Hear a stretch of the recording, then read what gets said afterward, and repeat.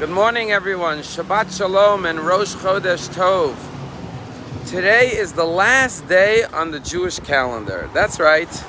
In the Jewish calendar, which follows the lunar cycle, the month of Adar is the last month. It's like the equivalent of the December on the secular calendar. This year was a leap year, so we had 2 Adars. And today is the 29th day and the final day of the year on the Jewish calendar. Tomorrow is Rosh Chodesh Nisan, which is the first day on the Jewish calendar, the day that God told the Jewish people, this shall be the first month on the Jewish calendar.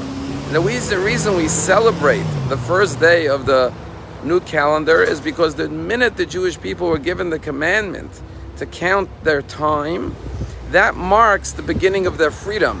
Because the sign of a free person is that they have control of their own time, that they own their time. A slave, God forbid, or a prisoner is not in control of their time. And so having our own calendar represents our freedom. Now, today, the Lubavitcher Rabbi says, is the happiest day on the Jewish calendar. Why? Because it says in the month of Adar, we shall increase our joy. So every day of Adar, we continue to increase more and more joy. Today is the last day of Adar, as well as the last day on the Jewish calendar, so therefore it's the happiest possible day, especially in a leap year when we had 2 months of joy of Adar. Tomorrow marks the beginning of the new year. Now we know that Rosh Hashanah, when we blew the shofar, was the first day on the Jewish calendar as well, but that's universally, as mankind was created, Adam and Eve, on Rosh Hashanah. But in a particular sense, as a Jewish nation, we begin our calendar now. We follow the lunar calendar because unlike the sun, which is consistent and constant in its size and strength and brightness, the lunar calendar represents the moon, which waxes and wanes, like the Jewish people who have had our ups and downs, but we continue to go on and on and on, unlike other nations that have come, risen, shined brightly for a period of time, but then vanished from the face of the earth as their time expired. Tomorrow morning we're going to take out 3 Torahs, one for the weekly Torah portion, one for Rosh Chodesh, and one for a special reading marking the first day on the Jewish calendar.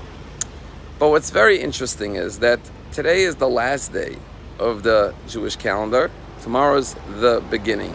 And you know, they say one door closes, another door opens. Sometimes we think we're marking the end of something, and we're actually marking the beginning of something. Sometimes we think we've come to the conclusion, but really it's time to renew ourselves and start all over again. And that's the message of the moon following the lunar calendar, that even when our light is very, very dim and vanishes from the face of the earth, like the moon, we could start all over again and be reborn and start regaining more and more light, and once again come back with greater and greater strength. They tell a story about an individual, a carpenter, a contractor, who worked his whole life for a construction company. And finally he came into his boss and he said, I'm ready to retire. I'm 65 years old, I've worked here for 40 years, and I want to resign. And he thought that this would be his last day on the job. And the boss said, listen, I need a favor from you. I have one more house I want to build. If you could please stay on and oversee this project, I would be very grateful to you. Well, the employee really loved his boss. He was a good boss to him for 40 years, so he agreed to stay on and oversee the construction of one more home. And for the next year, he oversaw the construction of a new home. But because he was anxious to get on with his retirement plans and resign, he rushed the job, and he got whatever materials he can get. If what he needed, the quality wasn't available, he just bought inferior quality. And if he couldn't get the right foremans and laborers, he would just hire whoever he can get. And he cut as many corners as he can to rush the job, get it done so he could move on with his retirement. When the house was completed, he walked into his boss and he said, here's the keys to the brand new house. I've completed the job and I'm ready to retire. And his boss said, 1 minute, not so fast. You see, I built this house because I wanted to give you a parting gift, because you've been such a loyal and devoted employee for 40 years. The keys to the house are yours. It's my farewell, goodbye present to you upon your retirement.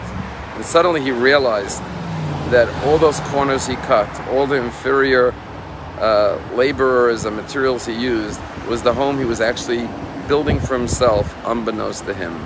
In life, we never know. But one thing we do know is that whatever we do, we're building our own life. We're building our own home. And the more effort we put into something, the more toil, the more of a beautiful environment we will have to live in. And just when we think we're concluding, we're starting all over again. And so always be open to new possibilities. Always be open to start all over again. Like the moon, when it's invisible at the end of the month, suddenly there's a rebirth, because God always has a new plan for all of us.